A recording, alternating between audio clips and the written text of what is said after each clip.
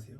제이스웍스입니다. 이번에 러셀 커크의 지적인 사람들을 위한 보수주의 안내서에 대한 영상을 한번 다시 또 준비해봤습니다. 어떤 분께서 정말 감사하게도 후속에 대한 이야기를 적어줄 수 있냐고 여쭤보셔가지고 제가 반응이 좋으면 이후의 영상도 찍기로 말씀을 드렸었는데 한 분의 요구가 있으시면은 바로 영상을 찍는 사람입니다. 보수주의에서는 개인의 가치를 개인을 중요시 여기기 때문에 영상을 한번 또 준비해봤습니다.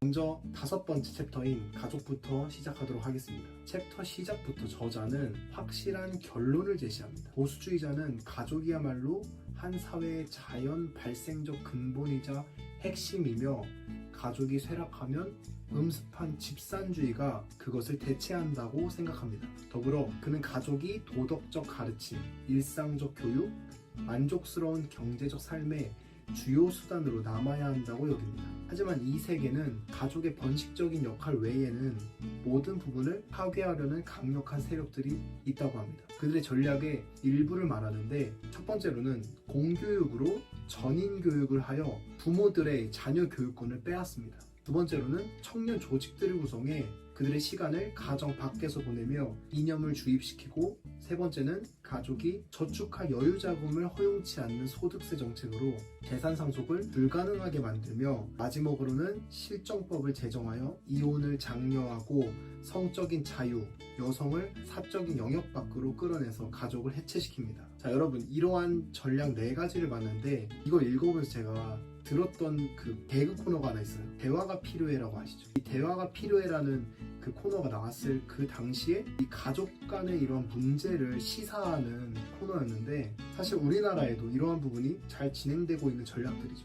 그래서 우리는 이 가족 구성원을 지켜야 한다고 하며 가족은 어떤 번식적 개념 이상의 공통된 가치, 기쁨, 슬픔 등 어떤 집단보다 성공적으로 하나 되는 통일체가 되어야 한다고 합니다. 또한 이 가족이라는 개념 자체가 가장 처음으로 우리가 속하는 작은 집단이기에 사실상 우리에게는 뿌리가 되는 필수 불가결한 존재라는 것입니다. 자, 6번째 챕터는 공동체입니다. 여기서 우리는 보수주의자들이 말하는 공동체의 핵심을 알 수 있는데 그것은 바로 공공심입니다. 바로 공공의 이익을 위한 일들을 자발적으로 수행하는 자세입니다. 이는 반대되는 자들의 중앙 집중화된 권력으로 만들어진 집산주의적 공동체는 어려움에 처할 뿐 아니라 개인의 권리와 사회적 복리도 위험에 빠진다고 말하고 책에는 엘버트 제니 녹의 저서에서 그 내용을 정확하게 알 수 있다고 하며 소개합니다. 중앙 집중화에 가까워질수록 관료제는 꾸준히 늘어가고 국가의 힘과 그에 보내는 믿음은 증가하는 반해 사회적 힘이나 사회적 힘에 대한 믿음은 줄어들고 국가는 계속해서 나라 수입의 더 많은 부분을 빨아들입니다. 그리고 생산은 활기를 잃어버리고 국가는 핵심 산업을 하나씩 인수해서 관리해 나가지만 비효율과 부패 낭비는 계속 늘어지며 그 때문에 최종적 산업은 강제 노동체제에 의해 의지하게 됩니다. 결국에는 공산주의 사회가 된다는 거죠. 이 부분에 우리나라에서도 이제 배달의 민족에 대한 어플리케이션에 대한 이슈가 한번 있었었죠. 그래서 공공 앱을 만들자 이런 얘기가 있었죠. 하지만 그것도 시장 경제의 흐름 가운데 실패하였습니다. 자, 또한 덧붙여서 하는 말이 이러한 자발적 공동체의 해체와 중앙 집중화된 권력으로 대체되는 것과 문화와 도덕의 쇠퇴는 비례한다고 말합니다. 공동체는 우리가 타고난 권리이기 때문이라고 한다라고 하는데요. 그렇기에 공동체가 없는 인간은 아리스토텔레스가 말한 고독한 야수이거나 한 국가의 노예와 같은 군중입니다. 자, 7번째는 공정한 정부입니다. 보수주의자들이 말하는 공정한 정부는 정부의 권력이 강화되기보다는 영향력을 제한하고 개인의 권리를 옹호하는 것이라고 말합니다. 더불어 과거 식민지 시대에서 현재 이르기까지 2가지 주요 개념이 뿌리내리고 있다고 말합니다. 첫째는 인간이 스스로 결정할 수 있는 자기 결정권이 있기에 정부의 권력은 엄격하게 정의되어야 하며 한계가 분명해야 한다는 것입니다. 다시 말해 사적인 권리를 침범하는 정부는 더 이상 공정한 정부가 아니라는 것입니다. 두 번째, 정부의 권력이 주로 지역이나 주에 지워진 특징을 갖는 나라여야 한다는 신념입니다. 그렇기에 그 위에 있는 연방정부는 단지 권력을 위임받을 뿐이라는 것입니다. 다시 말해서 소규모의 집단들의 정책 선택이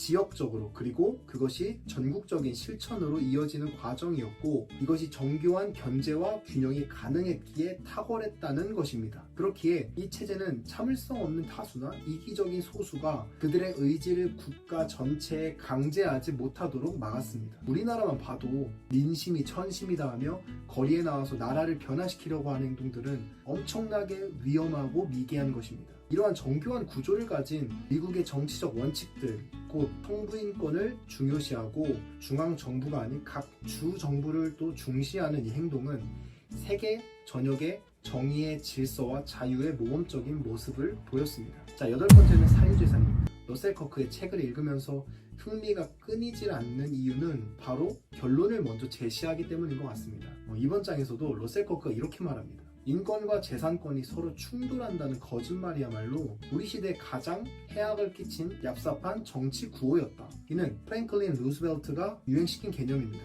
재산권은 말 그대로 재산을 소유하는 권리인데 저자는 인권 중에서 가장 중요하다고 말합니다. 또한 인권과 재산권 사이에는 어떤 대립도 없으며 오히려 독립선언서의 최초의 초안을 보면 인류는 생명권, 자유권, 재산권을 타고났다고 선언하였고 제퍼슨은 수정하는 이를 행복추구권으로 대체하였습니다. 그리고 이 수정은 그 권리를 확장시키려는 의미였다고 합니다.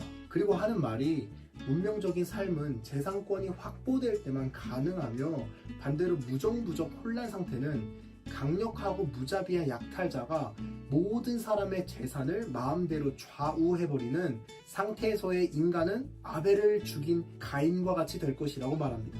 고로 재산권은 어떤 형태의 정치 질서가 인간의 소유를 보장해 줄 때만 존재한다는 것이죠. 자, 어떤 사람들은 공산주의는 사유재산권을 해체하여 기득권의 물질주의적이고 일방적인 부의 축적을 제한하고 모두가 행복해질 수 있다고 하지만 사실 소련은 지금까지 존재했던 어떤 사회보다 가장 철저하게 물질주의적이고 이를 자랑스럽게 여겼습니다. 그래서 고대나 근대에서 영적이고 지적인 성취가 두드러졌던 문명들은 사유재산을 강하게 보호했다는 특징을 보입니다. 도덕가이자 기독교 사상가 폴 엘모어는 이렇게 말합니다. 취득한 재산에 있었던 기존의 지배적 권리가 법률의 변경으로 재산을 생산한 노동으로 이전된다는 그런 살인적인 물질주의의 광란과 침침한 불안의 장막이 사회에 엄습하리란 생각은 사람들을 몸서리치게 하고 확보된 재산은 목적을 위한 수단이 될 뿐이지만